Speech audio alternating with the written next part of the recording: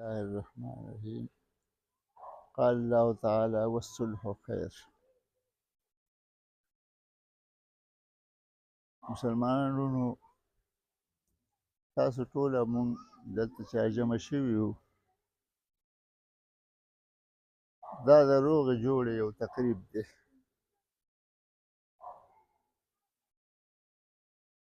الله روغې جوړې ته، صلح ته، خیرخواهۍ ته خیر ویلی دي.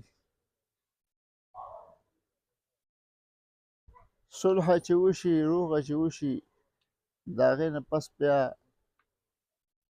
که چا یو فریق په بل فریق زیاتی وکړو نو تاسو به د هغه فریق مخالفت کوئ چې چا زیاتی کړي، حتی تفیع الی امر الله، د الله حکم ته غاړه کېږي. چونکې دا خبره تعلیمي ادارې سره تعلق ساتي،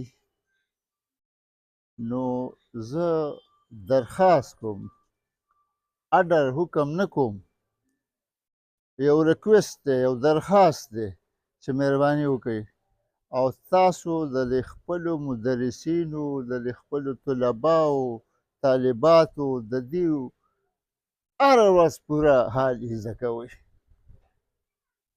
عمر فاروق صاحب د ټول قوم د حالاتو زده کولو لپاره د شپې هم ګرځېدلی دی، تاسو هم ګرځئ. او باقاعده یو ماشوم غیر حاضر وي، دا ولې غیر حاضر دی؟ څه چل شوی دی؟ دې ته به تاسو د ډېرو مصیبتونو نه په امان کې شئ. سبا خدای مکه دا د بناتو مدرسه ده، د جنکو یو جنۍ چې چېرته تلي، تاسو به ترې خبر هم نه یې چې تاسو د ځان نه خبروئ. هغه به کراچۍ ته هم رسېدلي او تاسو مدارلوم کې ناسته ده. ځان خبروئ، حالاتو نه ځان. بلکې مدرس زیاتی وکړو، تاسو هغه له دغه ورکوئ، لږه زورونه ورکوئ، خیر دی، د ورځې تنخوا ترې کټ کوئ او بل څه ترې کوئ، خو تاسو ته چې څه مناسب ښکاري. یو اداره د یو کس نه عبارت نه دی، اداره د ډېرو افرادو نه عبارت دی. د دې به محتمم وي، خیرخواه به وي، دا غمخوار وي، ناظم به وي، مدرس به هغه په هر پیریډ کې حاضري اخلي.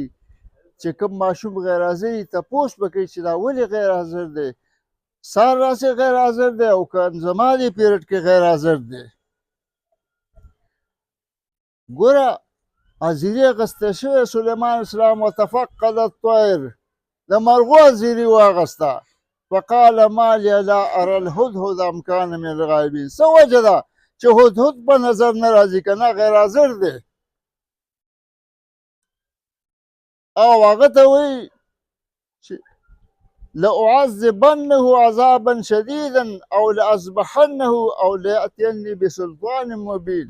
یا به سخته سزا ورکوم، عذاب به ورکومه، یا به حلال کړمه، یا به ما ته پوره وجه پیش کړي چې په دې وجه غیر حاضر یم. مرغۍ ته ښه، او د مرغۍ سخته سزا دا ده چې د زورورې مرغۍ سره په پنجره کې واچي د بلې سره. بس لږ ساعت تېر نه و چې هدهد راغی او د ټکه وجه بیانوي. احطت بما لم تحط به وجئتک من سبأ بنبأ یقین. ای سلیمان اسلام، تاسې معلومات مې راوړي دي چې تا سره نشته. ما یو مملکت دریاب کړی دی، حکومت دی، او ښځې باچهي کوي او د نور او دغه عبادت کوي، مشرکان دي. هغه ورته بیا خط لیږي او خط هغه وړي او لویه قصه تاسو ته معلومه شوې.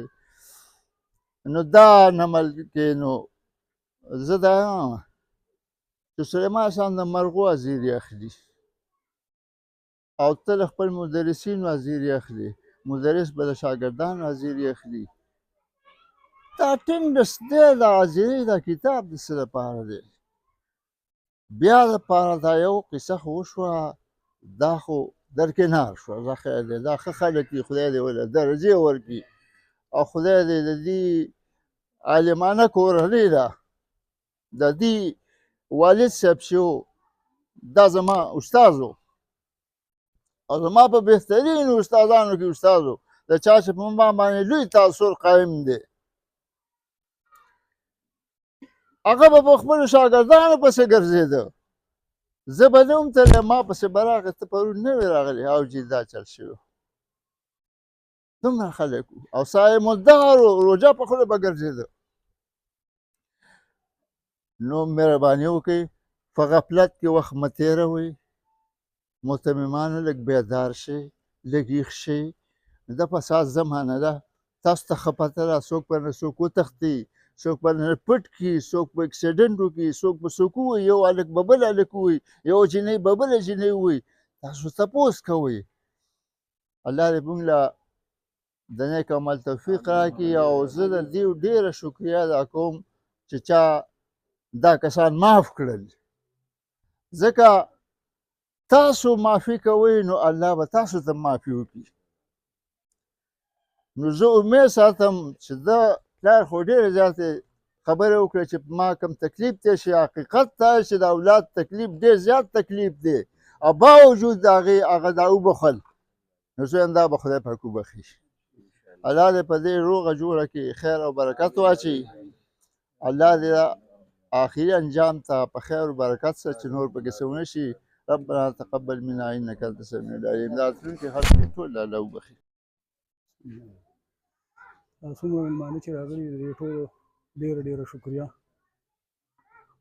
خاص کر زموږ د دې میډیا د ملګرو د هغې وجه دا ده چې مخکې ما زموږ چې دا کله دغه وشوه قیصه او واړه ماشومان هسپتال ته لاړل نو د مدرسې انتظامیه راتله خلک وایي یاره دا میډیا چې کوم ده دا غلطه ده ما به پخپله مې دا غلطه ده خو د نن نه بعد به زه پخپله هم د دې سپورټ کوم تاسو ټول هم ځکه چې دا یو کمزوري سړي بیا ډي سي هم راته بیا مدرسه هم راتله زما هغه څه نه څه د زړه هغه تسلي مې لګېدله کوم تکلیف چې به ما تېر شو دا د خدای د چا بچو هم نه تېروي په یو پلار دې هم نه تېروي او زما د کوم چې زما د خاندان خلک دي الله دې د دوی یو کس باندې دا غم نه تېروي دا چې په ما کوم غم تېر شو که نه او زه چې کوم ذهني مفلوج یم که نه ما ته د دې هېڅ سوچ هم نشي کولی